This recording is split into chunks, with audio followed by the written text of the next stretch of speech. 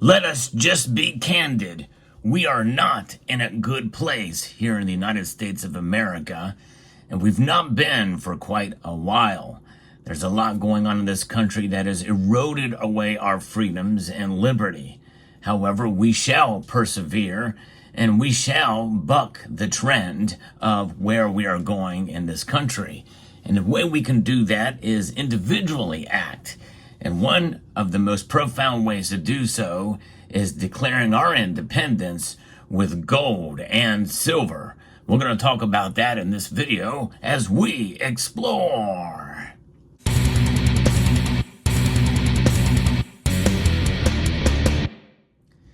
It is Independence Day 2024.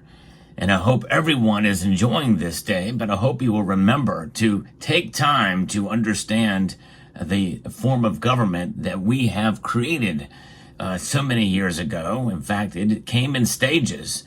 We first declared independence on July 4th, although some will say on the 2nd of July, 1776. But it took a long time to get to 1787, which was when the Constitution was ratified first by Delaware. And then the other states came aboard until we had 50 states. And now here we are, and we've seen the power of the federal government grow. States become less influential, but the Treaty of Paris in 1783 recognized 13 essentially independent countries, states. Yes, indeed.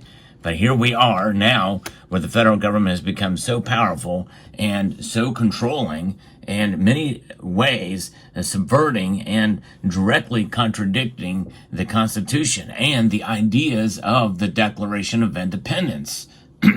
But we can declare independence by embracing Article 1, Section 10 of the Constitution with gold and silver.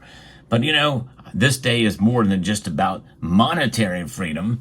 It is about us obtaining and securing and embracing the freedom that we have that comes from God. Yes, indeed. And that freedom shall persevere because God perseveres. Now, the Declaration talks about those things, about the course of human events. It does become necessary for one people to dissolve the political bands which have connected them to one another, and to assume among the powers of the earth the separate and equal station to which the laws of nature and nature's God entitle them. A decent respect to the opinions of mankind requires that they should declare the causes which impel them to the separation. Natural law, and that are laws that are endowed by our Creator. Because those truths are self-evident, that all men are created equal. And those rights that we have come from God, not from government. And among them are life, liberty, and the pursuit of happiness. And we know that with what's going on with our dollar, we were being robbed blind by the Federal Reserve Act. And that started back when it was founded on December the 23rd, 1913. And ever since then, well, it's been downhill. That's right. The value of this is lost, and that is robbing us blind. That is a usurpation of our liberty, in a sense, because of our financial liberty and freedom, because we are at the mercy of policymakers rather than natural law. Gold and silver are natural money created by God. And so therefore, when we hold these metals, yes, they are subject to market fluctuations in price, but their value lasts a lot longer. And when we realize that, and when we can actually transact in it, and it is happening even so now with things like the gold back, but even gold and silver coins are actually being recognized as legal tender. And a good number of states, a growing number of states across the union, have actually documented that many times on this channel. And so therefore, when you can actually transact with gold and silver coin or other forms of gold and silver, it becomes, an example of sound money put into practice. And that gives you the freedom, and it gives you the liberty. And that's what it's about. You know, it's pretty amazing indeed that we've seen that we are in the pursuit of life, liberty, and the pursuit of happiness, that to secure these rights, governments are instituted among men. deriving their just powers from the consent of the governed. That whenever any form of government becomes destructive of these ends, it is the right of the people to alter and to abolish it and to institute a new government. And boy, I tell you what, we do need to root out the administrative state in this country, more so now than ever, laying its foundations on such principles that organized its powers to form so as to shall seem most likely to affect their safety and happiness. And so therefore, when you think about that, that gives you an idea of what this coin is about. This coin represents the bucking off of tyranny from the British government at the time in 1776. That's not a comfortable thing to do, but indeed, like a wild stallion here, this Mustang, it is a bucking the yoke of bondage with that with the saddle there. Yes, indeed. We don't want to be saddled with. We already saddled with burdensome debt, which is destructive, and for sure. And we talk about God's law, the laws of nature. That is really something that does persevere, and that's what this coin is about. This tree is a bristlecone pine. It is can live up to 5,000 years. Some of them are that old. That's right. Perseverance is really what liberty is about. Of course, you have to fight for it. These can survive in very arid conditions. And, you know, we are the United States of America. And even though we are not in a good place on this July the 4th, Independence Day, 2024, the ideas and the foundations of this country stand. We just need to embrace them. And they're not being embraced now, and they should be fought for. You know, Benjamin Franklin was once asked by a lady, congratulations on what you've done here. Well, it is a republic if you can keep it. And that means that we need to fight for it. Now, what does that mean, fighting for it? It means that we should be engaged politically. We should vote. You go one direction or another. And the thing is goodness in an individual or person or what have you does not mean that they're perfect. It means that one candidate is more sympathetic to the ideals from which this country was founded and actually loves this country. The other candidate wants to reshape it, or the people around him want to reshape it into something that it was never intended to be. And we are witnessing the results of that already right now in this country.